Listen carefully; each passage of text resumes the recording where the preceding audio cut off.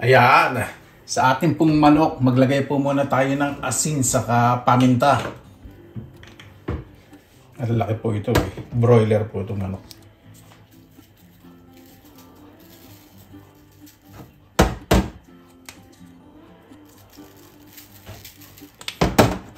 Lagyan pa natin ang konting asin. Parang konting nilagay ko. Masahihin po muna natin para mag-release po siya ng liquid.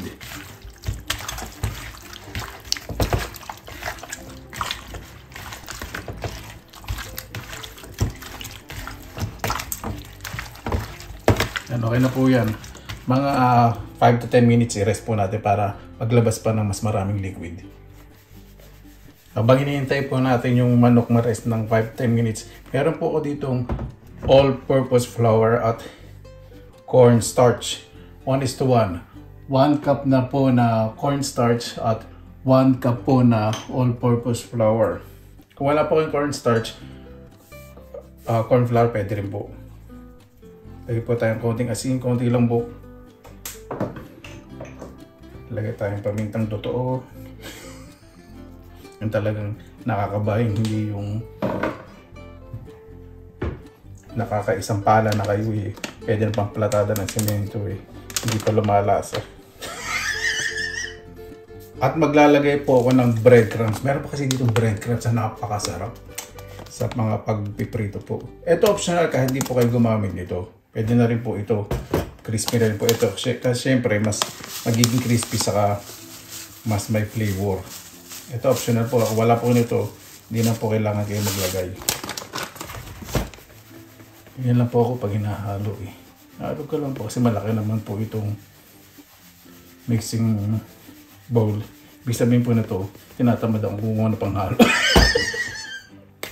Pwede po kayong gumamit ng whisk, hand whisk.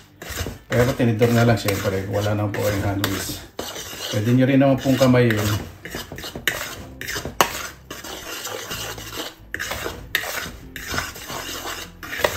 Bango.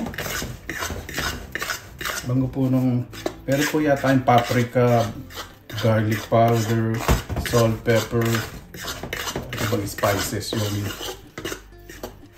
breadcrumbs na inalo natin. Ayun na po yan, set aside na po natin. Balikan na po natin ang ating manok. Lalagay po ako ng isang itlog.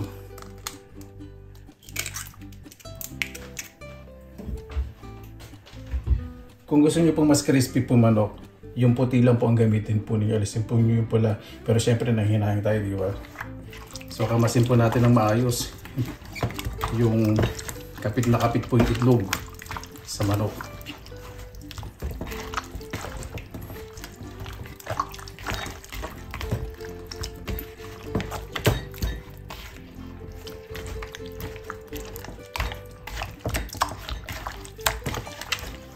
Yan, okay na po yan. Kailan daw yung masahing-masahe. Napansin po ninyo sa manok, malalaki po kasi, hiniwa-hiwa ko po para po maprito ng maayos.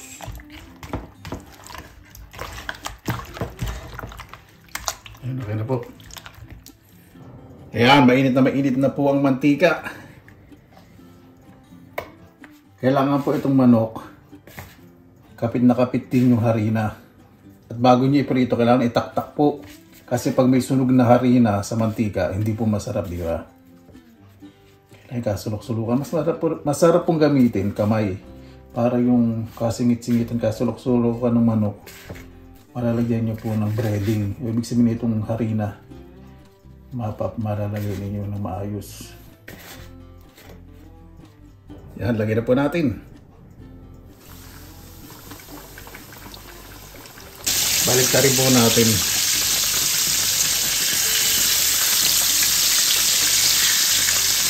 Medyo tutusok-tusukin po ninyo para pumasok po yung mantika sa loob. Gamit po kayo ng matalim na kutsilyo.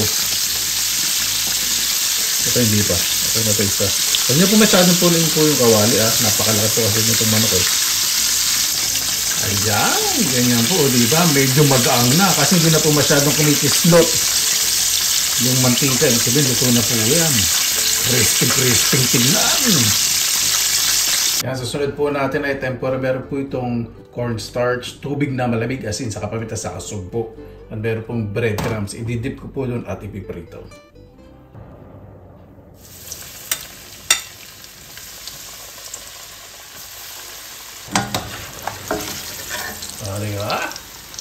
Mabuhayan! Maraming salamat naman po sa Panginoon. Sama-sama na naman po tayo.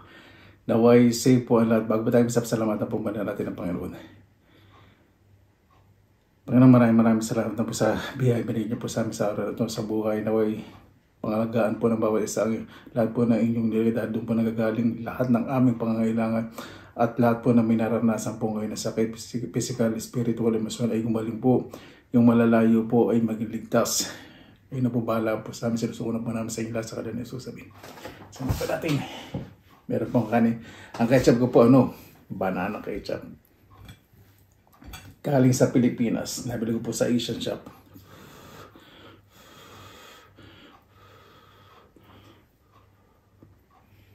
Isip ko unahin ko eh. Ito na lang muna.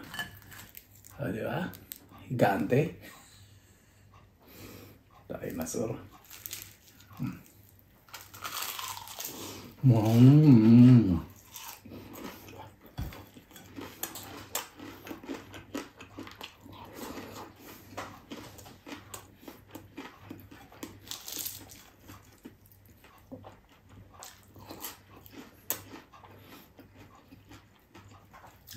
Crispylicious, juicylicious.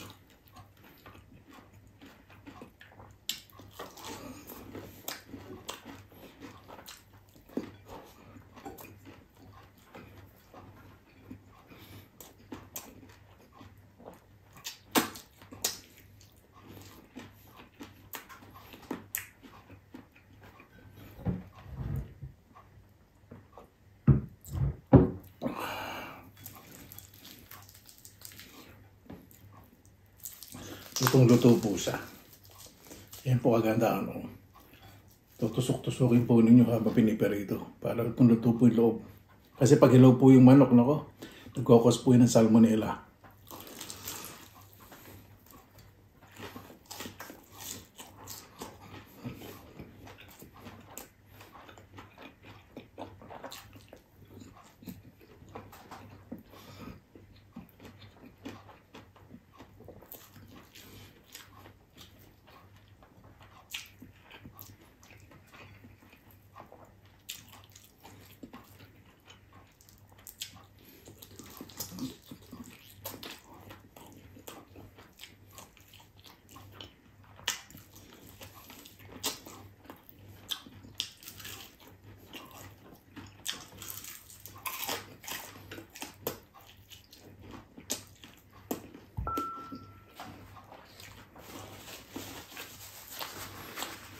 Panalo.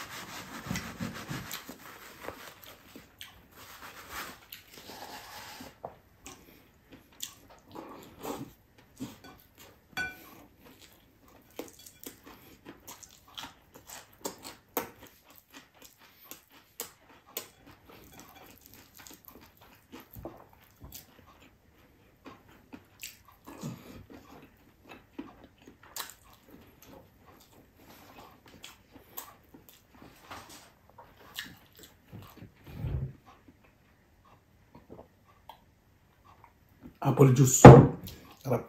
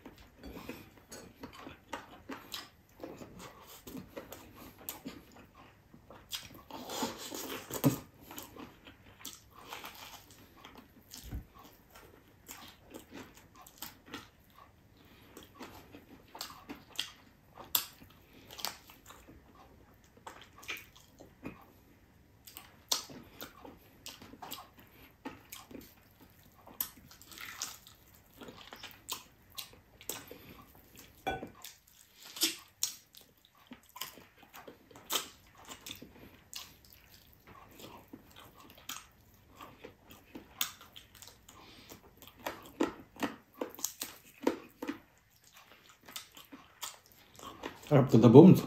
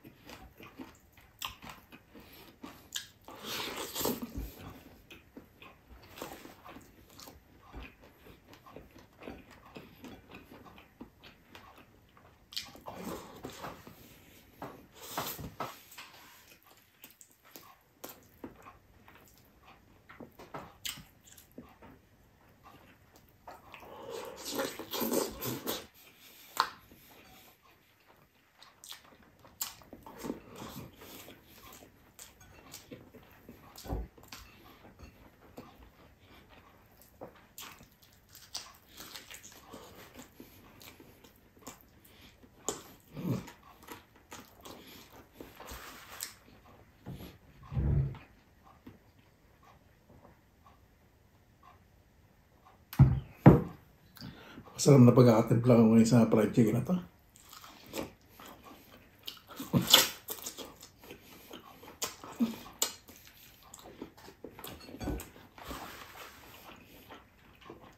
Naman po tayo sa tempurahan. Pagka natin ng lemon. Kasi may flavor po ito. Yung po, masarap po ito sa mayonnaise. Wala pong nabiling mayonnaise eh. Hala, lemon.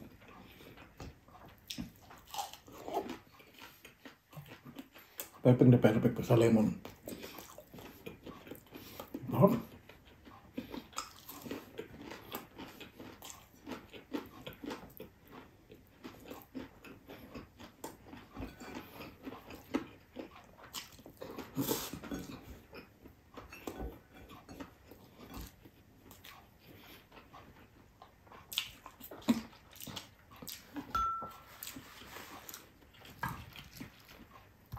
Chop naman.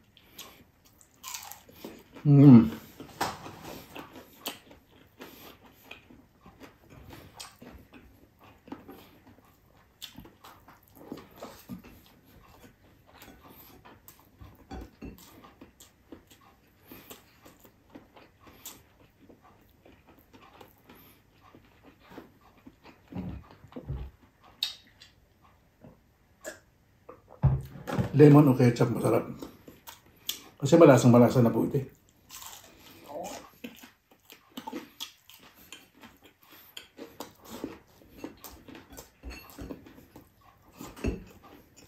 Ang dami itong sugpo.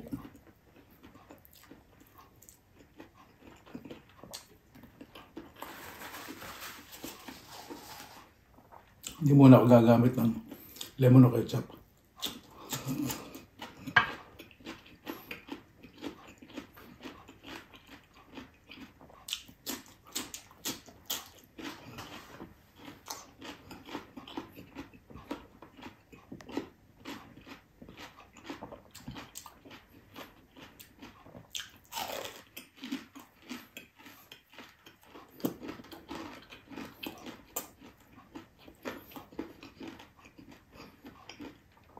Masarap yung makanat-kunat sa ano, no? Sa supo.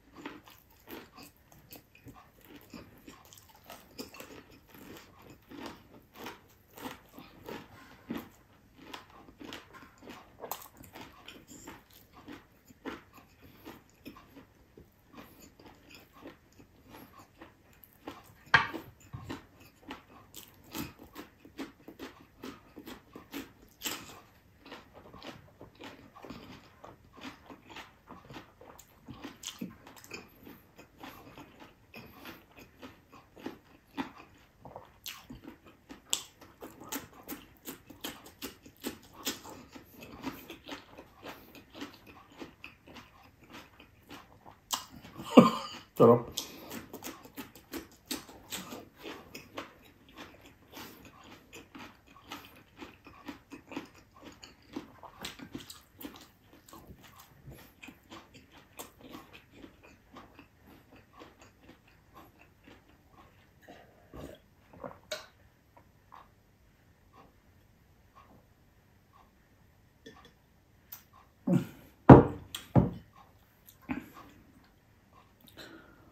Mahal po, bago po tayo magtapos, pasalamatan po muna natin ang Panginoon.